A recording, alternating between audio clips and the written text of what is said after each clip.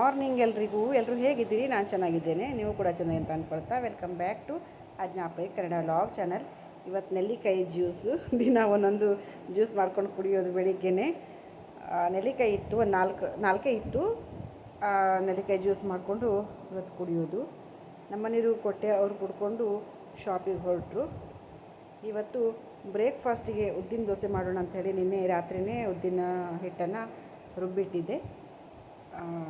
ಉದ್ದಿನ ದೋಸೆ ಇವತ್ತು ಬ್ರೇಕ್ಫಾಸ್ಟಿಗೆ ಉದ್ದಿನ ದೋಸೆ ಜೊತೆಗೆ ಜುನ್ಕ ಮಾಡ್ಕೊಳ್ಳೋಣ. ಕಡಲೆ ಹಿಟ್ಟಿಂದು ಕಾಂಬಿನೇಷನ್ ಸೂಪರ್. ನೀವು ಒಂದ್ಸಲ ಟ್ರೈ ಮಾಡಿ ನೋಡಿ. ಉದ್ದಿನ ದೋಸೆ ಜೊತೆಗೆ ಜುನ್ಕನ್ ಮಾಡ್ಕೊಂಡು ನೋಡಿ.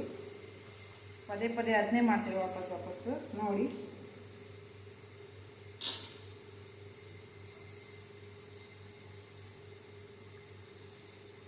ಈ ಕಡೆ ಹಾಲು ಕೂಡ ಕಾಯಿಸ್ಕೊಳ್ಳಲಿಕ್ಕೆ ಇಟ್ಕೊಂಡಿದ್ದೆ. ಹಾಲು ಜಸ್ಟ್ ಬಂತು. ಬೇಗ ಜುನ್ಕ ಮಾಡ್ಕೊಳ್ಳೋಣ. ಆಮೇಲೆ ಟೈಮ್ ಈಗ 11:30.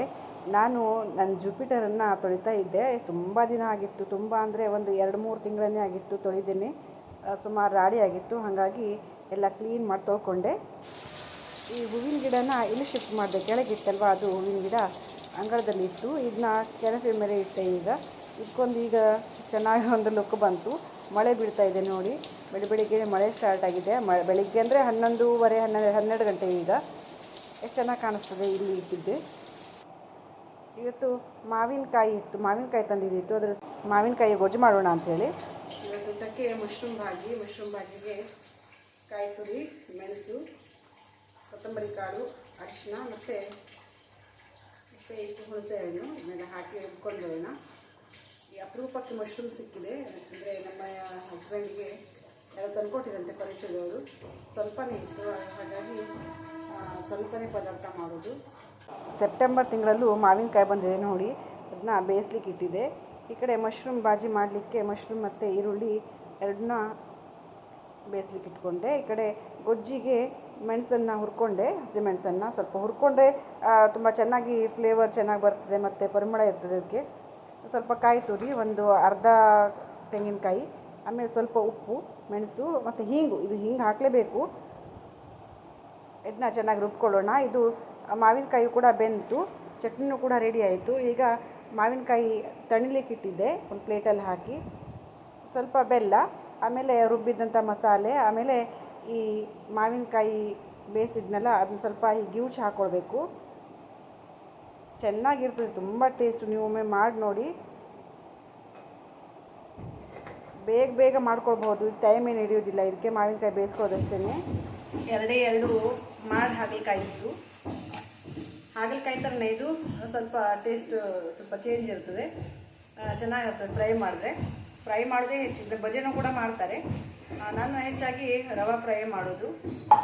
ಮಶ್ರೂಮ್ ಬಾಜಿನೂ ಕೂಡ ಆಯಿತು, ಮಾವಿನಕಾಯಿ ಗೊಜ್ಜು ಕೂಡ ಆಯಿತು. ಈಗ ಹಾಗಲಕಾಯಿಗೆ ಸ್ವಲ್ಪ ಉಪ್ಪು ಹಾಕಿರ್ತೇನೆ. ಸ್ವಲ್ಪ ಉಪ್ಪು ಹಾಕಿಟ್ರೆ ಆಮೇಲೆ ಫ್ರೈ ಮಾಡ್ಕೊಳ್ಬೇಕಿದ್ರೆ ಚೆನ್ನಾಗಿರ್ತದೆ. ಅಂದರೆ ಮೊದಲೇ ಉಪ್ಪು ಹಾಕಿಡಬೇಕು, ಅದು ಉಪ್ಪೆಲ್ಲ ಸರಿಯಾಗಿ ಆಗಿರಬೇಕು.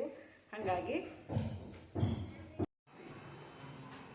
ನಾನು ಬಟ್ಟೆನ 10 ಗಂಟೆ ಒಳಗಡೆ ಒಗೆದು ಡ್ರೈಯರಿಗೆ ಕೂಡ ಹಾಕಿದ್ದೆ. ಮಳೆ ಜೋರಿತ್ತು. ಬಟ್ಟೆ ಹೇಗೆ ಒಣಗಿಸೋದಂತ ಚಿಂತೆ ಆಗಿತ್ತು. ಮತ್ತು ಇದು ನೋಡಿ, ಈ ಪ್ಲಾಸ್ಟಿಕ್ ಬಳ್ಳಿ ಇದನ್ನು ಕೂಡ ತರಿಸಿದೆ. ಅಂದರೆ ಹಾಲಲ್ಲಿ ಸ್ವಲ್ಪ ಹಾಕೊಳ್ಳೋಣ ಅಂಥೇಳಿ ಬಳ್ಳಿ ಕಟ್ಕೊಂಡು ಹೊರಗಡೆ ಹಾಕ್ಲಿಕ್ಕಾಗೋದಿಲ್ಲ ಅಲ್ವಾ ಅಂಥೇಳಿ. ಈಗ ನೋಡಿದರೆ ಇದು ಹಾಗೆ ತಂದಿದ್ದು ಹಾಗೆ ಇಡ್ತೇನೆ. ಮಳೆ ಕಡಿಮೆ ಆಗಿ ಸ್ವಲ್ಪ ಬಿಸಿಲಿನ ವಾತಾವರಣ ಇದೆ. ಬಟ್ಟೆನ ಹಾಕಿಬಿಡ್ತೇನೆ ಈಗ.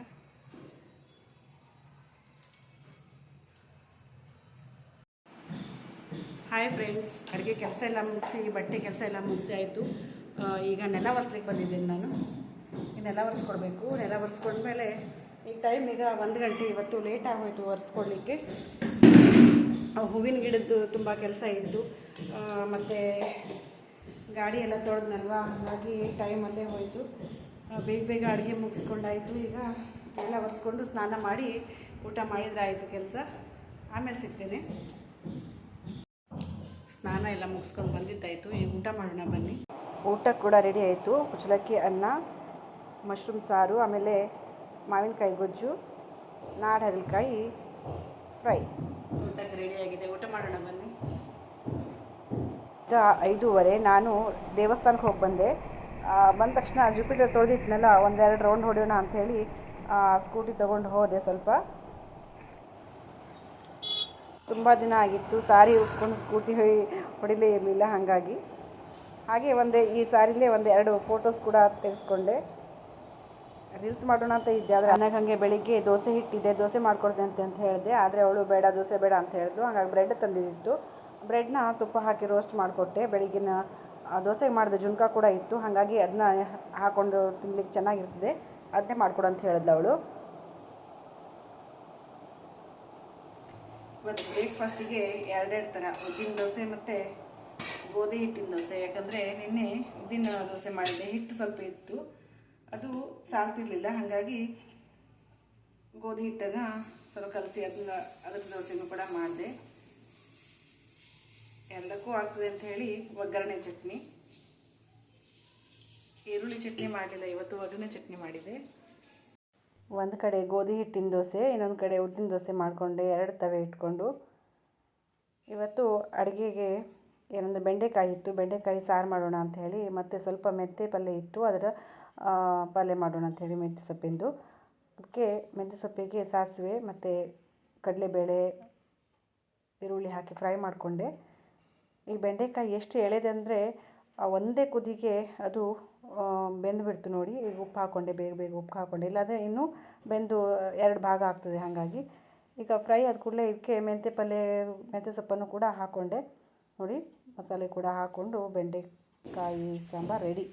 ನಮ್ಮ ಮನೆಯವರು ಬೆಳಿಗ್ಗೆನೇ ಅನಾನಸ್ ತಂದಿದ್ರು, ಅದನ್ನ ಕಟ್ ಮಾಡ್ಕೊಂಡು ಈಗ ತಿಂತಾಯಿದ್ದೇನೆ.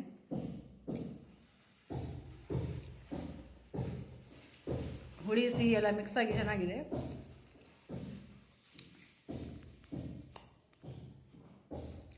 ಮೆಂತ್ಯ ಸೊಪ್ಪಿನ ಪಲ್ಯ, ಸ್ವಲ್ಪ ಉಪ್ಪು ಹಾಕ್ಕೊಂಡೆ, ಸ್ವಲ್ಪ ತೆಳು ಬೆಲ್ಲ, ಗಟ್ಟಿ ಬೆಲ್ಲ ಹಾಕ್ಕೊಂಡ್ರೂ ಆಗ್ತದೆ, ಮತ್ತು ಒಂದು ಸ್ವಲ್ಪ